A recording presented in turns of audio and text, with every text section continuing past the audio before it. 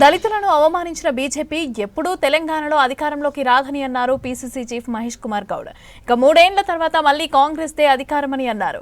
హైదరాబాద్ గాంధీ భవన్ లో MLA Kavvampalli Satyanarayana SCCL chairman గా బాధ్యతలు స్వీకరించారు.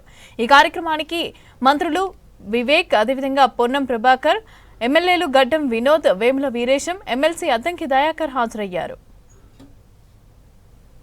టీఆర్ఎస్ 4 ముక్కలైంది మిత్రులారా.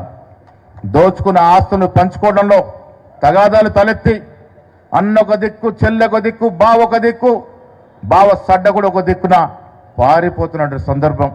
ప్రజల సొత్తు దోచుకున్నారు కాబట్టి ప్రజలు వారి ఇంటి వద్ద కూర్చోపెట్టినారు. ఈ రాష్ట్రంలో దళితులు వ్యతిరేకించిన బీజేపీ పార్టీ ఎప్పటికీ అధికారంలోకి వచ్చే అవకాశమే లేదు. కాబట్టి మళ్ళీ కాంగ్రెస్ పార్టీ 3 సంవత్సరాల తర్వాత కనీసం 100 సీట్లు గెలిచి అధికారంలోకి రావడం కంపల్సరిగా వస్తుందనే మాట కూడా మనం చేస్తా ఉన్నాను. కవ్వంపల్లి సత్యనారాయణ భవిష్యత్తు ఇంకో అవకాశాలు వచ్చే అవకాశం ఉంది. నేను వారికి ఇదే చెప్పాను, ఎస్సీ డిపార్ట్మెంట్ శక్తివంతంగా తయారు చేయండి. మీరు చేసుకుంటూ పోతే పదవులు అవే మన ఎత్తుకుంటూ వస్తాయనే మాట కూడా ఈ సందర్భంగా మనవి చేస్తా ఉన్నాను. ఇలా రాహుల్ గాంధీ, ఖర్గే గారి ఆలోచన జిల్లా కాంగ్రెస్ కమిటీలని బలోపేతం చేస్తూ టికెట్ల నిర్ణయంలో కూడా డీసీసీల పాత్ర ఏ రకంగా పెంచి పోషించిందో, ఏ రకంగా పెట్టబోతా ఉందో డిపార్ట్మెంట్లకు కూడా అదే రకంగా ఇంపార్టెన్స్ ఇవ్వబోతా ఉంది. చాలా సంతోషం. ఈరోజు మన సత్యనారాయణ గారు ఎస్సీ డిపార్ట్మెంట్ చైర్మన్గా ఈరోజు బాధ్యతలు తీసుకుంటున్నారు. వారిపైన నిజంగా చాలా పెద్ద బరువు ఉంది. ఎందుకంటే మంత్రులుగా మా పైన కూడా ఉంది బరువు. కానీ వారు పార్టీ వైపు, పార్టీలో మొన్న ఎలక్షన్స్ ముందు మేనిఫెస్టోలో ఏదైతే హామీలు కాంగ్రెస్ పార్టీ ఇచ్చిందో ఆ హామీలన్నీ కూడా నెరవేర్చే బాధ్యత రాష్ట్ర ప్రభుత్వంది ఉంది. నీ పైన ఇనిషియేటివ్ తీసుకోవడానికి, ఎందుకంటే పార్టీ నుంచే ఇనిషియేటివ్ తీసుకున్నప్పుడు గవర్నమెంట్లో కూడా ఒక భారం ఉంటుంది వాళ్ళపైన. సో మనం అందరం కలిసి ఏదైతే మనము ఆ రెజల్యూషన్ పాస్ చేసినాము అన్నిట్లో కూడా ఎస్సీలకు 18% రిజర్వేషన్ పెంచాలని చెప్పి ఏదైతే డిమాండ్ ఉందో అది మనం తీసుకుందాం. ఫస్ట్ స్వయంగా చదువుకొని ఈరోజు రాజకీయాల్లో విద్యార్థి దశ నుంచి ఒక శాసనసభ్యుడిగా జాతీయ పార్టీ తెలంగాణ శాఖ ఎస్సీసీఎల్ అధ్యక్షుడిగా నియామకం పొందినారు. వారు మనందరికీ ఒక ఆదర్శం, ఉదాహరణ. ఎందుకంటే శ్రమ పడితే సాధించలేని లేదు. వారికి కూడా పొలిటికల్ బ్యాక్గ్రౌండ్ ఏం లేదు. వారికి వారే విద్యార్థి దశ నుంచి చదువులో కానీ రాజకీయాల్లో కానీ అకుంఠితమైన దీక్షతో కష్టపడ్డాడు. కాబట్టి ఇవాళ ఇక్కడ వచ్చి మీ ముందు నిల్చోగలుగుతా ఉన్నాడు. భూములు ఇచ్చినా, ఆస్తులు ఇచ్చినా ఇవాళ అవన్నీ ఉండి కూడా ఏం కానటువంటి వాళ్ళు చాలా మంది ఉన్నారు. ఇవాళ మనం ఎదగాలంటే ఇగో డాక్టర్ కవ్వంపల్లి సత్యనారాయణ గారిలాగా చదువుకొని డాక్టర్ కాగలిగో ఇంకో ఉన్నత స్థానానికి పోగలిగితే మాత్రం తప్ప ఎదగడానికి అవకాశం లేదు ఈ పోటీ ప్రపంచంలో అని కోరుతా ఉన్నా. సిచ్యువేషన్ ఈజ్ మన పాపులేషన్ ఎంత, మన పాపులేషన్కు సంబంధించిన ఏ లెక్క ప్రకారంగా మన హక్కులు కాపాడుకోవాలనో అనే సమస్యను ఇప్పుడే పెద్దలు నరసింహులు గారు చెప్పినట్టు there is a need for presentation in the market as far as what Dr. Ambedkar has told in 1954 to my father, and I'm sharing it today. And what he said, democracy is for the people, of the people and by the people. And when it says that, the percentage of our population needs to be addressed, and that is the strength of our SC community. Mana SC community lo unna strength 26% what we have in the country. మరి అంత కష్టపడి సాధించి ఒక assistant ప్రొఫెసర్గా, ఒక associate ప్రొఫెసర్గా నా జీవితాన్ని ప్రారంభించిన. మరి ఇన్ని కాదని తీసుకుపోయి డాక్టర్ సాబ్ నువ్వు ఎస్సీసీఎల్కు చైర్మన్గా ఉండని మరి మా అన్న రేవంత్ అన్న చెప్పినాడు. మరి ఎందుకు చెప్పినాడో నాకైతే తెలియదు. పార్టీ పదవిని ఆల్రెడీ డీసీసీ ప్రెసిడెంట్గా, కరీంనగర్ జిల్లా ప్రెసిడెంట్గా 6 సంవత్సరాల పైచీలకు నేను నిర్వహించాను. పార్టీకి ఆ బంగళాకు కూడా ఈరోజు ఈ బంగళాకు ఉన్నటువంటి కలర్లు రేవంత్ రెడ్డి గారు వేస్తే కరీంనగర్లో పాడైపోయిన భవనానికి నేను రంగులు దిద్ది ఆ యొక్క కరీంనగర్ జిల్లాలో 5 స్థానాల్లో 3 ఎమ్మెల్యేలుగా గెలిచినాం. పార్లమెంట్ స్థానాల్లో 5 గెలిచినాం. నా అధ్యక్షతన. కాబట్టి చాలా కష్టపడి ఎన్నో పోరాటాలు చేసి ఆనాడు బీఆర్ఎస్ అంటే కేసులు పెట్టి అంటే అరెస్టులు చేసి అరెస్ట్ చూపించకుండా 24 గంటలు డీటైన్ చేసి నన్ను పెట్టినారు. రంగారెడ్డి జిల్లా శంషాబాద్లో నూతనంగా ఏర్పాటు చేసిన లిమ్స్ హాస్పిటల్ ప్రారంభోత్సవం ఘనంగా జరిగింది. డిప్యూటీ సీఎం బట్టి విక్రమార్క హాస్పిటల్ ని ప్రారంభించారు. షాద్నగర్ ఎమ్మెల్యే వీర్లపల్లి శంకర్, రాజేంద్రనగర్ ఎమ్మెల్యే ప్రకాష్ గౌడ్ కార్యక్రమంలో పాల్గొన్నారు. ఇక హాస్పిటల్లో ఏర్పాట్లను, వైద్య సదుపాయాలను పరిశీలించారు. ప్రజలకు నాణ్యమైన వైద్య సేవలు అందించడమే ముఖ్య లక్ష్యంగా పనిచేయాలని సూచించారు. పేద ప్రజలకు అందుబాటు ధరల్లో వైద్యం అందించాలని సూచించారు. కానీ ఇక్కడికి వచ్చిన తర్వాత ఇక్కడ డాక్టర్ల ప్రత్యేకమైనటువంటి దృష్టి కానీ, డాక్టర్ రామరాజు గారు, అట్లాగే వారి సతీమణి డాక్టర్ స్మితా గారు, డాక్టర్ సంతోష్ గారు, డాక్టర్ నరేష్ గారు, డాక్టర్ గోవర్ధన్ గారు, కార్తిక్ గారు, డాక్టర్ విజయభాస్కర్ గారు, వీరందరి ఆలోచన విధానం ఇదేదో కమర్షియల్ యాక్టివిటీగా మొదలుపెట్టినటువంటి హాస్పిటల్ కాదు. ఇది ఒక సామాజిక దృక్పథంతో మొదలుపెట్టినటువంటి ఆసుపత్రి అని చెప్పి మీరందరూ మాట్లాడుతూ ఉంటే అర్థమవుతా ఉంది. నేను స్ఫూర్తి సమాజంలో పార్లమెంటరీ డెమోక్రసీలు ప్రజల చేత ఎన్నుకోబడి చట్టసభల ద్వారా ఈ సమాజానికి మార్పు తీసుకొని రావాలనేటువంటి ఆలోచనతో రాజకీయాల్లోకి వచ్చినటువంటి శంకర్ గారు శాసనసభ్యుడిగా తను అనునిత్యం ఏ సమాజ మార్పు కోసం తను పనిచేస్తూ ఉన్నాడో వారి ఆలోచనల్ని ఈ డాక్టర్ల మనసులో చొప్పించి వారి ఆలోచనల ద్వారా ఈ డాక్టర్లు కూడా అదే మార్గంలో ప్రయాణించేటట్టుగా చేసి ఈ ఆసుపత్రులు అన్నీ కూడా సామాజిక సేవ చేసేటువంటి కార్యక్రమంలో పాల్పంచుకునేటట్టుగా వారు చేసినందుకు, నన్ను ఆహ్వానించినందుకు. రంగారెడ్డి జిల్లా పెద్దతుప్పర గ్రామంలో ఒక నిరుపేద రజక కుటుంబంలో పుట్టిన రామరాజు గారు చిన్నప్పటి నుంచి చదువుకొని వారి కుటుంబం యొక్క సహకారాలతో, తల్లిదండ్రుల అన్నదమ్ముల సహకారాలతో ఒక ఎంబీబీఎస్ డాక్టర్ అయిన తర్వాత అంచెలంచెలుగా ఎదుగుతూ తాను ఎవరి మీద ఆధారపడకుండా సామాజిక సేవ చేయాలి, అందరికి అందుబాటులో ఉండే వైద్యం అందించాలని ఒక లక్ష్యం ముందు పెట్టుకొని మేము అప్పుడు ఎప్పుడు రామరాజు గారికి అన్ని విధాలు అండగా ఉంటూ ఒక చక్కటి సలహాలు ఇస్తూ మనం సామాజిక సేవ ముఖ్యం. దీనివల్ల ప్రతి ఒక్కరికి కూడా అత్యాధునిక మోడర్న్ టెక్నాలజీతో క్యాథ్లా ఫెసిలిటీసు, అలాగే MRI facilities and 128 city scan, దాంతోపాటు ఎండోస్కోపీ, కొలనోస్కోపీస్ లాంటి ప్రొసీజర్స్తో ఎక్స్పీరియన్స్ డాక్టర్స్, ముఖ్యంగా కార్డియాలజీ విభాగంలో మనకి డాక్టర్ సుధీర్ రెడ్డి గారు, డాక్టర్ కార్తిక్ బాబు గారు, అలాగే కిరణ్ తేజ గారు, వీళ్ళందరూ వేరియస్ హాస్పిటల్లో ఆల్రెడీ వర్క్ చేస్తూ మన శంషాబాద్ ప్రాంత ప్రజలకు సర్వీస్ చేయాలనే ఒక దృఢ సంకల్పంతో ఇక్కడికి వచ్చి మనకు ఒక సేవలు అందించడానికి వస్తున్నారు. అది చాలా సంతోషకరము. ఈ లిమ్స్ హాస్పిటల్లో భాగస్వాములు అవ్వడం కూడా చాలా సంతోషకరం.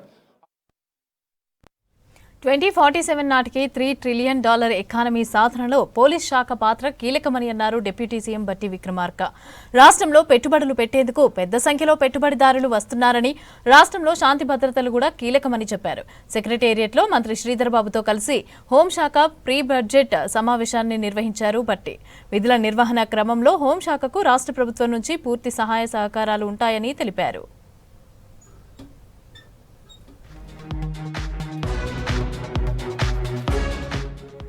హైదరాబాద్ ప్రపంచంలోనే మేటి నగరంగా ఎదుగుతున్న క్రమంలో వేగంగా పలు సంస్కరణలు చేపడుతున్నామని చెప్పారు డిప్యూటీ సీఎం.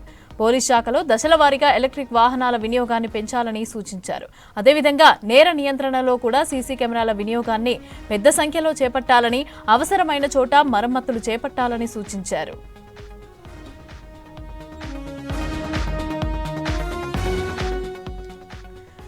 $3 ట్రిలియన్ ఎకానమీగా లక్ష్య సాధనలో పబ్లిక్ ప్రైవేట్ మోడల్ అనివార్యమని, ఆ విధంగానే ప్రణాళికలు కూడా సిద్ధం చేసుకుని ముందుకు వెళ్లాలని సూచించారు. ఇక ప్యూర్తో పాటుగా రాష్ట్ర సమగ్ర అభివృద్ధికి కూడా సమ ప్రాధాన్యత ఇవ్వాలని సూచించారు. రైల్ రంగంలో కూడా పెద్ద ఎత్తున పెట్టుబడులు అదేవిధంగా పరిశ్రమలు వచ్చే విధంగా ప్రణాళికలు సిద్ధం చేయాలని పరిశ్రమల శాఖ అధికారులను ఆదేశించారు.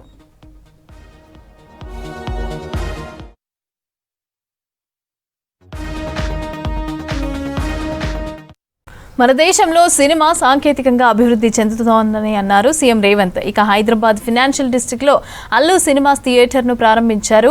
సినిమా ఎంత బాగా తీసినా వాటిని ప్రదర్శించే థియేటర్లు లేకపోతే వృధా అన్నారు. ఇక డాల్ఫీ విజన్ అలాంటి థియేటర్లలో కూడా వందలాది మందితో కలిసి కూర్చొని సినిమా చూస్తే ఆ ఆనందమే వేరుగా ఉంటుందని తెలిపారు.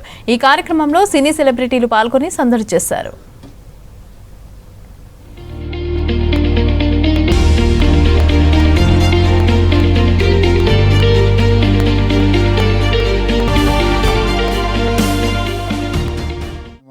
ప్రారంభోత్సవ కార్యక్రమానికి ఆహ్వానించి ఇంత మంచి కార్యక్రమాన్ని ఏర్పాటు చేసి దేశంలోనే హైదరాబాద్ నగరానికి సినిమా ఇండస్ట్రీకి ఒక గొప్ప గుర్తింపు తెచ్చే కార్యక్రమాన్ని ఏర్పాటు చేసి నాతో పాటు డాల్బీ సంస్థకు సంబంధించిన మాథూర్ గారు, యువ మిత్రులు అల్లు అర్జున్ ఈ కార్యక్రమాన్ని ఏర్పాటు చేసి అల్లు రామలింగయ్య గారి వారసత్వాన్ని కొనసాగించే విధంగా వారి జ్ఞాపకాలను ఎప్పుడూ తెలుగు ప్రజలకు, సినిమా అభిమానులకు గుర్తుండే విధంగా అల్లు అరవింద్ గారు ఇంత గొప్ప కార్యక్రమాన్ని చేపట్టడాన్ని మనస్ఫూర్తిగా వారిని, వారి కుటుంబ సభ్యుల్ని అభినందిస్తున్నా. ప్రాథమికంగా నేను సినిమా అభిమాని. సినిమా పరిణామ క్రమం black and white, techno colours, Eastman colour, 70mm, Dolby, VFX ఇట్లా సాంకేతికంగా చాలా వేగంగా మన దేశము సినిమాలో అభివృద్ధిని సాధిస్తున్నది. ఒక బాహుబలి, ఒక కల్కి, ఒక అరుంధతి డిజిటల్లీ సౌండ్ అంటే ప్రేక్షకులను కట్టిపడేసే విధంగా సాంకేతిక నైపుణ్యంతో సినిమా తీసినా దాన్ని ప్రదర్శించడానికి థియేటర్లు లేకపోతే ఆ సాంకేతిక నైపుణ్యం అనేది మనకు నిరుపయోగం అవుతుంది. 3D మూవీస్ అయినప్పుడు షార్క్ ఇట్లాంటి మూవీస్ వస్తే చాలా వింతగా ఆ కాలంలో చూసేవాళ్ళం. ఇంత పెద్ద థియేటర్ ఈ మధ్యకాలంలో నేను చూడలే. ఒకప్పుడు మా younger days, college days we used to go Devi, ఆ తర్వాత వచ్చిన మహేశ్వరి, పరమేశ్వరి ఇట్లాంటి థియేటర్లు పెద్ద స్క్రీన్లు చాలామంది ఆడియన్స్తో చూడడానికి అవకాశం ఉంది. గోయింగ్ ఫార్వర్డ్ చిన్న థియేటర్లు, మల్టీప్లెక్స్ రావడము, 60 మంది, 100 మందితో, 200 మందితో సినిమా చూడడము, ఆ ఫీల్ అనేది మిస్ అయిపోయినాం. ఇప్పుడు మళ్ళీ ఈ డాల్బీ థియేటర్ ఐ థింక్ మరి 500 సిట్టింగ్ కెపాసిటీ, 700 సిట్టింగ్ కెపాసిటీ ఉండొచ్చు అనుకుంటున్నాను. ఇది ఇంతమందిలో కూర్చొని సినిమా చూస్తే ఆనందమే వేరు. ఎందుకంటే ఆడియన్స్ యొక్క రియాక్షన్ అనేది we can feel directly. For supporting the Telugu film industry. Thank you very much for all the support that you've been giving by these years. And today, this Dolby Vision, I would like to say one thing. Dolby Vision is a very new age technology, and it is a state-of-the-art technology which is available in Hyderabad. మేము ఏదో ఒక తపనతో, ఒక పొటెన్షియల్తో మనం హైదరాబాద్ని ఒక global map మీద పెట్టాలి, entertainment cinema entertainment industry bar మనం పెంచాలి అని మా తపని అర్థం చేసుకుని ఇవాళ ఆయన బిజీ టైంలో కూడా ఆయన టైం స్కెడ్యూల్ చేసి వచ్చిన మన ముఖ్యమంత్రి, చీఫ్ మినిస్టర్ శ్రీ రేవంత్ రెడ్డి గారికి మరోసారి సభాముఖంగా ధన్యవాదాలు తెలియజేసుకుంటాను. Thank you so much. It means a lot when you're trying to do something and you have the government support. So this will always be cherished and remembered. Thank you for the incredible support. Iran యుద్ధం ప్రభావం హైదరాబాద్లోని hostels, hotels, రెస్టారెంట్లపైన పడింది. దీంతో ప్రత్యామ్నాయ మార్గాలతో ఆహారం తయారు చేస్తున్నారు.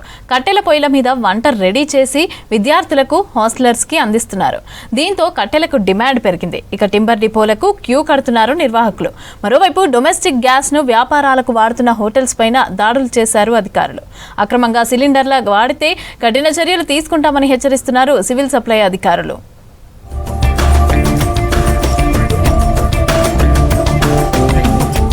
హైదరాబాద్లో గ్యాస్ కొరతతో తీవ్ర ఇబ్బందులు పడుతున్నారు జనాలు. ఎల్పీజీ గ్యాస్ కొరతతో కట్టెలకు డిమాండ్ పెరిగింది. హాస్టల్స్, హోటల్, రెస్టారెంట్ నిర్వాహకులు కట్టెల కోసం టింబర్ డిపోలకు క్యూ కట్టారు. దీంతో కట్టెలకు రేట్లు పెంచారు నిర్వాహకులు.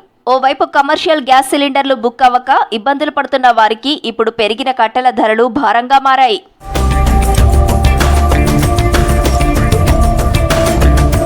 గ్రేటర్ సిటీలో హాస్టల్, మెస్లను గ్యాస్ తిప్పలు వెంటాడుతున్నాయి. కమర్షియల్ సిలిండర్లు దొరక్కపోవడంతో తీవ్ర ఇబ్బందులు పడుతున్నారు నిర్వాహకులు. 2-3 రోజుల నుంచి ఎక్కువనే ఉంది గిరాకు. మామూలుగా అయితే మనకు ఫంక్షన్లు అయితే తీసుకుపోయేవాళ్ళు, ఇప్పుడు హాస్టల్ గిరాకు ఎక్కువైపోయింది. హోటల్ ప్రాబ్లం అయింది, వాళ్ళకు కంపల్సరీ కావాలా, నైట్ అవర్ వస్తుర్రు. గ్యాస్ తగ్గుతలేదు, వస్తలేదు, ప్రొడక్షన్ లేదు, వస్తలేదు అని చెప్పేసి మన దగ్గర కట్టెలకు వస్తున్నారు. కట్టెలు తీసుకెళ్తున్నాం. రెస్టారెంట్లో చాలా మంది వస్తున్నారు 4-5 రోజుల నుంచి. అందరికి కావాల్సి ఇస్తున్నాను. ఇంత ముందుగా ఆయన వచ్చి అసలు ఆయన వచ్చి 5 క్వింటాలు తీసుకుపోయిండు. పొద్దుగాల ఆయన 3 గంటల రాత్రి లేపి 3 గంటలు 3 క్వింటాలు తీసుకుపోయిండు. ఎంత ఓట్లోనే హాస్టల్లో వచ్చి తీసుకొని పోతారు. ఇప్పట్లో సమస్య పరిష్కారం అయ్యేట్టు కూడా కనిపించడం లేదంటున్నారు. ఇప్పటికే మెయిన్ మెనూ తగ్గించారు. టిఫిన్స్, కాఫీలు, టీలు, ఎక్స్ట్రా ఫుడ్ బంద్ పెట్టారు హాస్టల్ నిర్వాహకులు.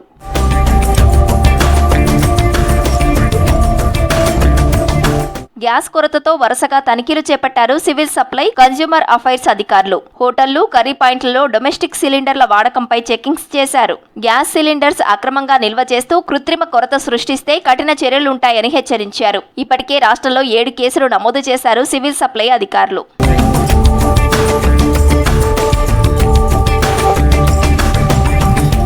దేశంలో నెలకొన్న వంట గ్యాస్ సమస్య ఉస్మానియా యూనివర్సిటీ హాస్టళ్లపై కూడా పడింది. దీంతో విద్యార్థులకు ఇబ్బందులు లేకుండా ప్రత్యామ్నాయ ఏర్పాట్లు చేశారు అధికారులు. గ్యాస్ కు ప్రత్యామ్నాయంగా కట్టెల పొయ్యిలపై వంటలు చేస్తున్నారు. గ్యాస్ లేకపోయినా మెనూ ప్రకారమే విద్యార్థులకు భోజనం అందిస్తున్నామన్నారు కేర్ టేకర్లు. కొంచెం ఎమర్జెన్సీ చిన్న ఐటమ్స్ గ్యాస్ యూజ్ చేస్తున్నాం, గ్యాస్ షార్టేజ్ ఉందని. మొత్తం పెద్ద ఐటమ్స్ రైసు, కర్రీస్ బట్టి ఈ కట్టెల మీద యూజ్ చేస్తున్నాం.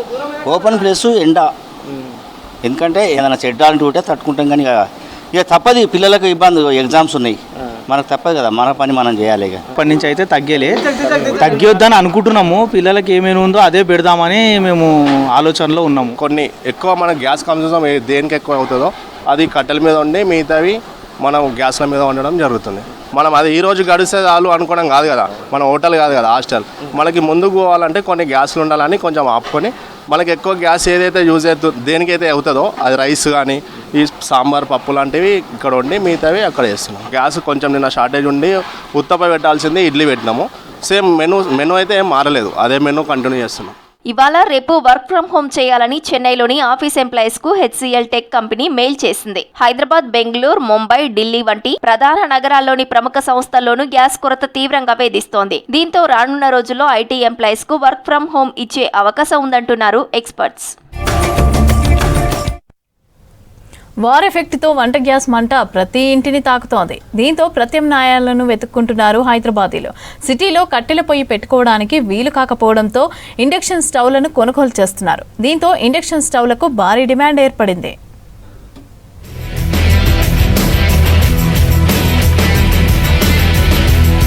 పశ్చిమాసియాలో యుద్ధ పరిణామాలతో వంట గ్యాస్ సరఫరా తగ్గింది. ప్రజలు ప్రత్యామ్నాయాలపై చూస్తున్నారు.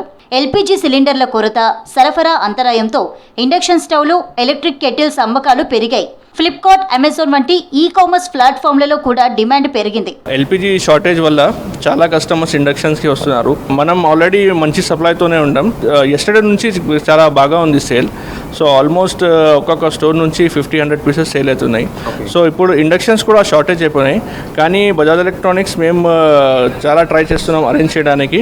మళ్ళీ మీకు యాజ్ సూన్ యాజ్ పాసిబుల్ స్టోర్స్లో అవైలబిలిటీ ఉంటాయి ఇండక్షన్స్కి. కొన్ని ఉన్నాయి సార్, కానీ చాలా హెవీ రష్ ఉన్నాయి ఎస్టర్డే 2 days నుంచి. ఇండక్షన్ స్టవ్ల ధరలు 3 రెట్లు పెంచారు వ్యాపారులు. ఢిల్లీ, కోల్కతా, ఉత్తరప్రదేశ్ ప్రాంతాల్లో ఎక్కువగా కొనుగోళ్లు నమోదైనట్లు ఫ్లిప్కార్ట్ ప్రకటించింది. ఎల్పీజీ ధరలు పెరగడం, సరఫరా సమస్యలతో వినియోగదారులు ముందుగానే ఇండక్షన్ స్టవ్లను కొనుగోలు చేస్తున్నారని తెలిపారు వ్యాపారులు. సో ఎల్పీజీ షార్టేజ్ వల్ల మనకి 3-4 days నుంచి నడుస్తున్న దాంతో బట్టి ఇండక్షన్స్ అనేది సేల్ ఎక్కువ నడుస్తుంది మనకి. సో రెగ్యులర్ సేల్తో కంపేర్ చేస్తే ఇప్పుడు మనకి ఆల్మోస్ట్ 50%-60% ఇంక్రీజ్ అయ్యింది. సో మనం కంటిన్యూ కూడా మనం ఇండక్షన్ సేల్ చేస్తూ ఉన్నాము. సో మాకు లాస్ట్ నిన్నటి నుంచి ఇవాళ నుంచి కంపేర్ చేస్తే ఇవాళ మార్నింగ్ నుంచి ఇప్పటిదాకా కూడా ఆల్మోస్ట్ ఒక 40-50 పీసెస్ సోల్డ్ అవునాయి. సో స్టాక్ అయితే మన దగ్గర రెడీ ఉన్నాయి. కంపేర్ టు ఇవాళ ప్రైసింగ్ వచ్చేసి మనకి 4,000-4,500 రేంజ్లో వెళ్తున్నారండి. ఎందుకంటే దాని కెపాసిటీ ఎక్కువ ఉంటుంది.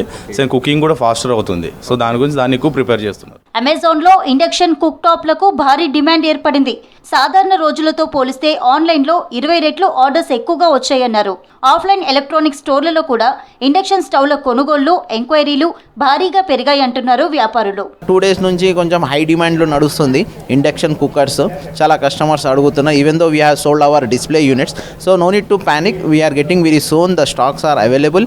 నెలకి on average every month 10 to 15 quantity వెళ్తుండే. 2 days నుంచి ఓవరాల్ అన్ని స్టాక్స్ కంప్లీట్గా క్లియర్ అయిపోయినాయి. So very soon we are getting stock in 1-2 days. Today evening or tomorrow, by tomorrow we are getting the stocks. Induction stove కోసం వచ్చాను.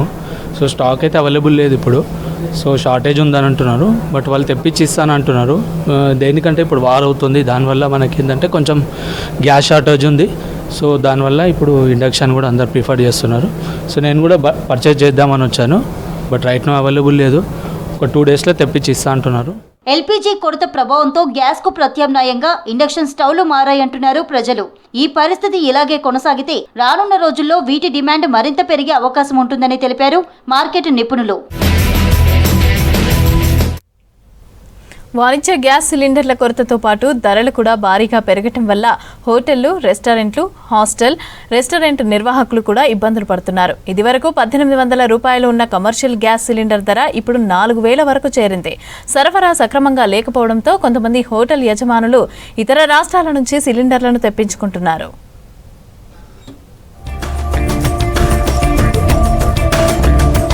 సిలిండర్ ధరలు పెరగడం, సరఫరా లోపంతో హోటళ్లు, టిఫిన్ సెంటర్లు తీవ్రంగా ప్రభావితమయ్యాయి. అధిక ధరలకు గ్యాస్ కొనుగోలు చేయలేక కొన్ని హోటళ్లు తాత్కాలికంగా మూతపడ్డాయి. వ్యాపారం కొనసాగించడం కష్టంగా మారిందంటున్నారు నిర్వాహకులు. ఇదే పరిస్థితి రెస్టారెంట్లు, క్యాటరింగ్ చేసే వారికి కూడా ఎదురవుతోంది. కట్టెల కోసం అని వచ్చాం, మా గ్యాస్ ఇబ్బంది అవుతుంది, చాలా ఇబ్బంది అవుతుంది. హాస్టల్లో ఉన్న 300 మందికి మాకు చాలా ఇబ్బంది అవుతుంది. చాలా వరకు చేంజ్ చేసినాం. మేము దోశ, పూరి, బోండా అవి ఏం పెడతలేం మేడం. ఇవి ఉన్న ఇష్యూ గ్యాస్ ఉంటేనే అది మనం చేయగలుగుతాము. ఇప్పుడు ప్రజెంట్ వరకు గ్యాస్ లేదు కాబట్టి కట్టెల కోసం అని వచ్చినాం. మనకు 8 రూపాయలు 10 రూపాయలు ఇచ్చిన వాళ్ళు ఈరోజు మాకు 20 రూపాయలు అయినా తీసుకుంటే తీసుకోండి, లేదంటే లేదు, 20 రూపాయలు అయితే వస్తుందని చెప్తున్నారు. పిల్లలు కూడా కాల్ చేస్తున్నారు. మనకు ఆల్రెడీ ఫీజు కట్టేస్తున్నారు 5-5 వేలు. వాళ్ళకి మనం ఫీజు ఎక్కువ పెంచుకోలేము, మనం గ్యాస్ పెరిగిందని. ఆ ఫీజుకి మనం గ్యాస్ బండ ఈరోజు అడిగితే 6000 అయినా కానీ ఇస్తలేరు. ప్రభుత్వ హాస్పిటల్స్ లో కూడా గ్యాస్ కొరత ప్రభావం కనిపిస్తోంది. రోగులకు అందించాల్సిన ఆహారం తయారు చేయడంలో సమస్యలు తలెత్తుతున్నాయన్నారు సిబ్బంది. ఫంక్షన్లు చేసుకునే వారు కూడా ఇబ్బంది పడుతున్నారు. కట్టెల పొయ్యిలపై వంటలు చేస్తున్నామన్నారు. గ్యాస్ కోసం చాలా ట్రై చేసాం, గ్యాస్ దొరకడం లేదు. అయితే కట్టెలు తీసుకోవడానికి వచ్చినామన్నా. కట్టెలు తీసుకోవడానికి వస్తే రేటు కూడా హెవీ చెప్తుంది. కట్టెల రేటు, కట్టెలు కూడా చాలా మట్టుకు అవైలబుల్ లేదు, చాలా షార్టేజ్ ఉంది కట్టెలు. మనకు 1400 కుంటాలు అన్నట్లే చెప్తారు, ఇంకా ఏమీ ఇది లేదు. 3 క్వింటాల కట్టెలు కావాలన్నా. కొద్దిగా ఇట్లా ఉంది అన్న, ఈడ చింత కట్టెలు అవి ఇవి ఉంటాయి దొడ్డు, ఆ కట్టెలు తీసుకుంటాం. ఆ ఫంక్షన్ హాల్లో ఫంక్షన్ అన్న, మల్టీపర్పస్ ఫంక్షన్ హాల్ సీతాఫల్ మండిలో ఉంది ఫంక్షన్ హాల్. దాంట్లో కట్టెలు అవైలబుల్ ఎక్కడ లేవు. గ్యాస్ అయితే లేదు. టోటల్ చాలా ట్రై చేసినాం, 2 days నుంచి ట్రై చేసినాం. గ్యాస్ అయితే అవైలబుల్ లేదు. కట్టెలు చేసే వాళ్ళు గ్యాస్ ఉంటే బాగుంటుంది అనేది వాళ్ళ ఆప్షన్. గ్యాస్ లేదు కనుక ఇప్పుడు కట్టెలకు వచ్చినాం మేము.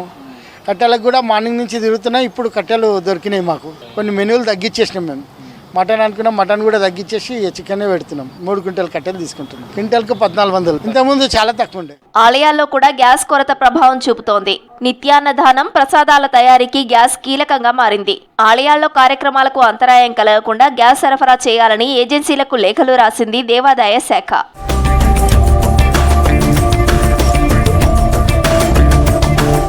గ్యాస్ కొరతతో కట్టెలకు డిమాండ్ పెరిగింది. హోటళ్లు, వంటశాలలు, ఫంక్షన్లు నిర్వహించేవారు గ్యాస్ సిలిండర్లు అందుబాటులో లేకపోవడంతో ప్రత్యామ్నాయంగా కట్టెలను ఉపయోగిస్తున్నారు. దీంతో మార్కెట్లో కట్టెల ధరలు కూడా పెరుగుతున్నాయని తెలిపారు వ్యాపారులు. కస్టమర్స్ చాలా వెరిపోయినారు, గిరాకీ ఎక్కువైపోతుంది.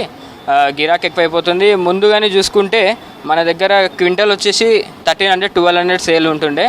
కానీ ఇప్పుడు సడన్గా కస్టమర్స్ వస్తున్నారు కాబట్టి మేము ఎక్కువ ప్రైస్ పెట్టకుండా హోల్సేల్ ప్రైస్కే ఇంకో 1-2 రూపీస్ ఎక్కువ యాడ్ చేసి సేల్ చేస్తున్నాం. బయట వేరే దగ్గర చూసుకుంటే ఒకటేసారి 18 రూపీస్ 19 రూపీస్ కేజీ అమ్ముతున్నారు.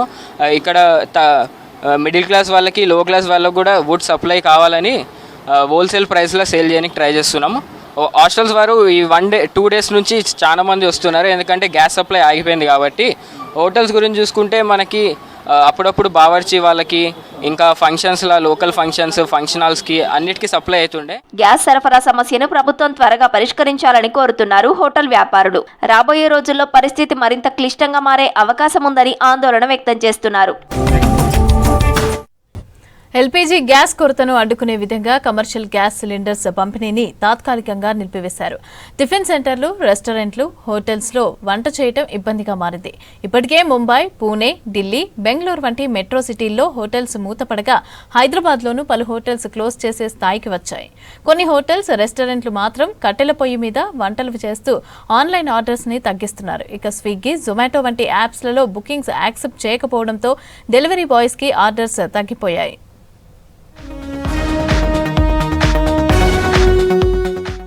ఇరాన్ యుద్ధం ప్రభావంతో ఎల్పీజీ గ్యాస్ కొరత ఏర్పడుతుంది. ఇప్పటికే డొమెస్టిక్ గ్యాస్ సిలిండర్ బుకింగ్స్ నియమాలు విధించడంతో కమర్షియల్ గ్యాస్ బుకింగ్స్ బంద్ చేశారు. దీంతో గ్యాస్ లేక ఇప్పటికే అనేక చోట్ల హోటళ్లు, రెస్టారెంట్స్ మూతపడ్డాయి. కొన్ని హోటళ్లలో కట్టెలపై ఆహారం వండుతున్నారు.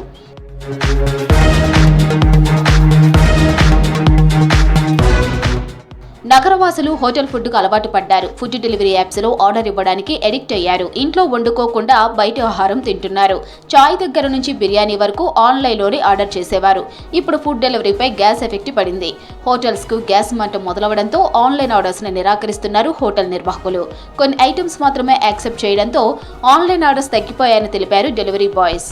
ముందు పర్ అవర్ 3 ఆర్డర్స్ వస్తుండే, ఇప్పుడు పర్ అవర్ 1 ఆర్డర్ వస్తుంది. ఇప్పుడు గ్యాస్ కొరత వల్ల ఆర్డర్స్ మొత్తం తగ్గిపోయినాయి. లేట్ నైట్ వరకు వర్క్ చేయాల్సి వస్తుంది.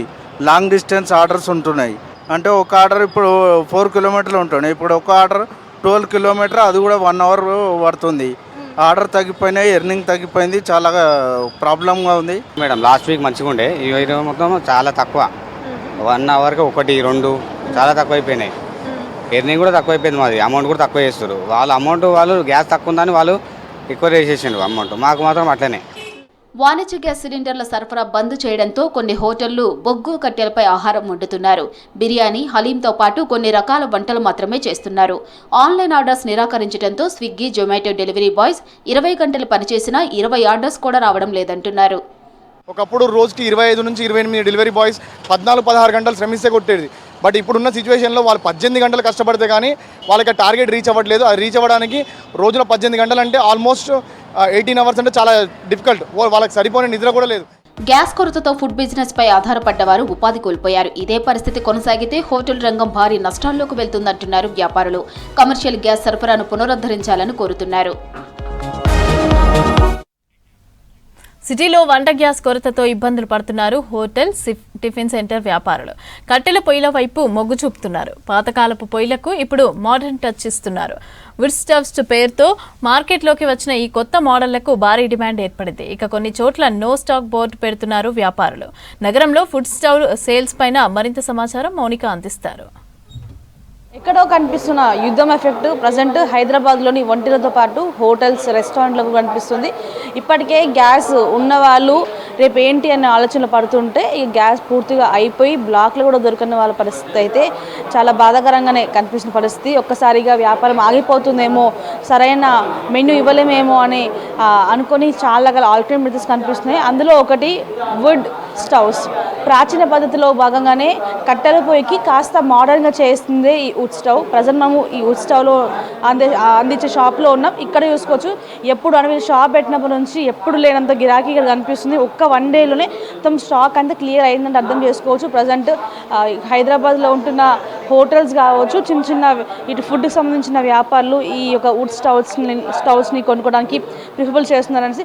కట్టెల పొయ్యి ఫామ్లోనే, కాకపోతే ఇక్కడ స్మోక్ ఉండదు, దాంతోపాటు యూసేజ్ చాలా ఈజీ. ఇప్పుడు హైదరాబాద్లో ఉన్న హోటల్స్కి అనుకూలంగా అయితే వీటిని డిజైన్ చేయడం జరిగింది. దీనికి సంబంధించిన నిర్వాహకులతో మాట్లాడదాం. ముఖ్యంగా ఈ వుడ్ స్టవ్ అంటే ఏంటి, దాని మెకానిజం ఎట్లా ఉంటుంది?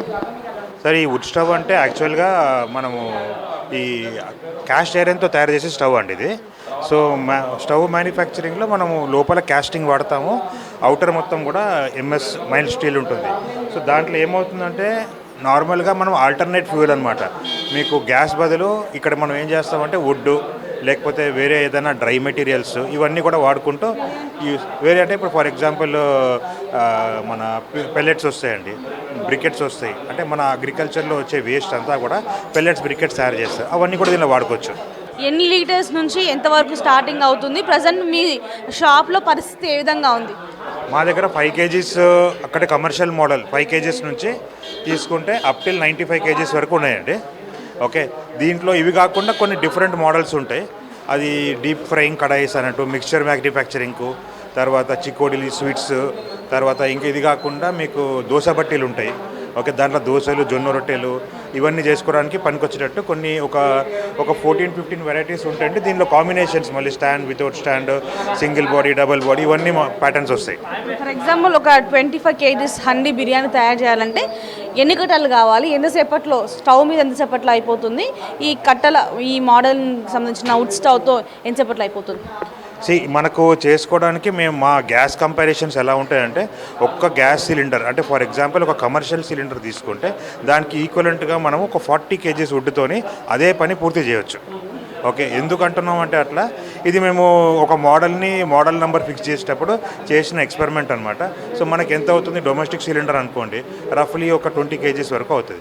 అదే కమర్షియల్ సిలిండర్ అంటే ఒక 40 kgs వుడ్, సేమ్ పని మనం చేసేస్తామండి. దీని కాస్టింగ్ తీసుకున్నారనుకోండి, సిలిండర్ మీకు ఏమో రఫ్లీ ఒక 2000 రూపాయల దాకా వస్తుంది. ఇప్పుడు ఇంకా పెరిగింది.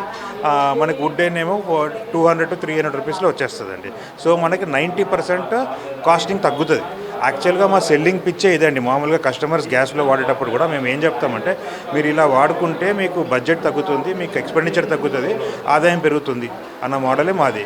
కానీ ఎట్లుంటుంది అంటే కట్టలు ఎక్కడి నుంచి పెట్టాలా, దాని తర్వాత వీటికి ఫ్లేమ్ని ఎక్కువ తక్కువ చేసుకోవడానికి ఏమైనా ఉంటుందా, ఎట్లా ఉంటుంది ప్రాసెస్? ఈ మోడల్ చూస్తే మీకు అబౌట్ 95 kgs కెపాసిటీ అండి. ఇదేమో దీని ఫీడింగ్ మౌత్ అనమాట. ఇక్కడ నుంచి ఫీడింగ్ చేస్తారు. ఎలాంటి అయినా కర్రలు పెద్దవి చిన్నవి అన్నీ వచ్చేస్తాయి ఇందులో, పెద్దది కాబట్టి. అట్ ఏ టైం ఇందులో మీరు 95 to 100 kgs రైస్ పెట్టేసుకోవచ్చు అండి. అదొకటే కాదు, ఇంకేదైనా ఉడికే పదార్థాలు ఉంటే పెట్టుకోవచ్చు. ఇన్ కేస్ లిక్విడ్స్ అనుకోండి, సాంబార్ కానీ పాలు కానీ లేకపోతే ఇలాంటి ఐటమ్స్ అయితే ఇంకా ఎక్కువ కూడా పెట్టుకోవచ్చు. 3 ఇంతలు 2 ఇంతలు పెట్టుకోవచ్చు అనమాట. ప్రజెంట్ ఎంత ఉంది రేట్స్? మీరు ఒక నిన్న కానీ మొన్న కానీ ఎన్ని ఆర్డర్స్ పెట్టుకున్నారు? ఇప్పుడు ఎంత ఉంది? స్టాక్ అంతా క్లియర్ అయిపోయిందా? మళ్ళీ స్టాక్ రీఫిల్ అవ్వడానికి ఎంత టైం పడుతుంది? సరే, రేట్స్ మాది సేమే ఉందండి. అప్పటి కూడా 8500 స్టార్టింగ్ ఉండేది. 8500 నుంచి దగ్గర 1 lakh వరకు మల్టీపర్పస్ స్టవ్స్ దొరుకుతాయి. తర్వాత frying stoves, deep frying stoves అయితే 60,000 నుంచి మీకు దాదాపు 3.5 లక్షల దాకా ఉన్నాయండి. దోశ బట్టీలేమో 45,000 నుంచి మీకు దగ్గర 1.5 lakhs వరకు ఉంది. సో ఈ మోడల్స్ రేట్స్ అంతే ఉన్నాయండి. మేము రేట్లు ఏం మార్చలేదు. లాస్ట్ 1 year నుంచి ప్రైజెస్ కొటేషన్స్ ఎవరికైతే ఇచ్చామో ఆ ప్రైజెస్ ప్రకారంగానే చేస్తున్నాము. అండ్ స్టాక్ తీసుకున్నారనుకోండి, ఇప్పటికైతే లాస్ట్ 3 daysలో డ్రాస్టిక్గా అండి ఒకటేసారి అందరూ వచ్చేసారు. మేము ఒక మంత్లో చేసే బిజినెస్ అంతా కూడా ఒక రోజులో చేసామన్నమాట. ఇప్పుడు ఇంకా ఫర్దర్ అంటే మా కెపాసిటీస్ కూడా అంత లేదండి. మా capacities per day production about 50 pieces వరకు అవుతుంది. సో ఏం చేస్తుంటారు మీరు? టిఫిన్ సెంటర్ ఉందండి. ఎట్లా సిలిండర్ అయిపోయిందా? సిలిండర్ అయిపోయింది. బ్లాక్లో తీసుకుందామన్నా కానీ మనకు కమర్షియల్ అయితే డైరెక్ట్ 3000 అంటున్నారు, అయినా కానీ అవైలబుల్ లేదు. డొమెస్టిక్ వాడదామంటే డొమెస్టిక్ అయితే 41 days, 20 days, 25 days ఇష్టం వచ్చినట్టు చెప్తున్నారు వాళ్ళు. పోనీలు ఏమన్నా ఎక్స్ట్రా ఇచ్చి తీసుకుందామన్నా కానీ లేదు, చెకింగ్ అవుతుంది, మేము ఇప్పుడు ఇవ్వమని చెప్పేస్తున్నాము. ఇక ఇదే ఇక్కడ ఎంత చెప్తున్నారు రేట్? ఈ వుడ్ స్టవ్కి ఎంత చెప్తున్నారు? ఎట్లా ఉంది మొత్తం 18? ఈజీ అనిపిస్తుందా ఇంటికి తీసుకెళ్తే? నాకు ఇదైతే ఈజీ అనిపిస్తుంది, ఎందుకంటే పొగ లేదు, ఏం లేదు. మెయిన్ అయితే పొగ రావద్దు. మనకు సిటీలో ఉంటాం కాబట్టి పొగ ఉండొద్దు.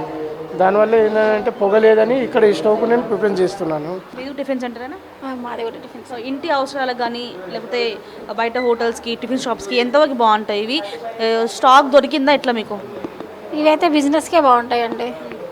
ఇంటికంటే కొద్దిగా ఆలోచిస్తారు, కానీ రెంట్కునే వాళ్ళకైతే ఇబ్బందిగానే ఉంటుంది. రెంట్కునే వాళ్ళకి ఇబ్బందిగానే ఉంటాయి. ఓన్ హౌస్ అయితే ఓకే. ఇంట్లో ఉంది గ్యాస్, షాప్కి అయితే ఓకే. ఇంట్లో ఉందా సిలిండర్? ఇప్పుడు ఏం లేదండి, చిన్నవి వస్తాయి కదా, మినీ సిలిండర్ వస్తుంది కదా, అది వాడాము నిన్న ఇవాళైతే. మరి గ్యాస్ ఉందా, స్టాక్ ఉందా ఎట్లా? गैस नहीं आ रहा, गैस बिल्कुल नहीं है, तो इसके लिए भट्टी ये लेना पड़ रहा। क्या बोल रहे हो? हाँ, 2-3 दिन से कुछ भी नहीं आ रहा गैस वगैरह, तो शॉप एकदम बंद करे जैसा माल नहीं बन रहा है, तो ये लेना। शॉप बंद कर दो। एक दिन में 10,000 8,000 का लॉस होता। సిలిండర్ ఏంది పనే కాదు. సో మరి అయిపోయిందా లేకపోతే ముందు జాగ్రత్త కోసం వచ్చారా? మాది మినిమం మాది డైలీ 4 lakhs ఉంటుంది మా కౌంటర్. సిలిండర్ గ్యాస్ అయిపోయింది, ఇవాళ మార్నింగ్ నుంచి హోటల్ బంద్ ఉంది మాది.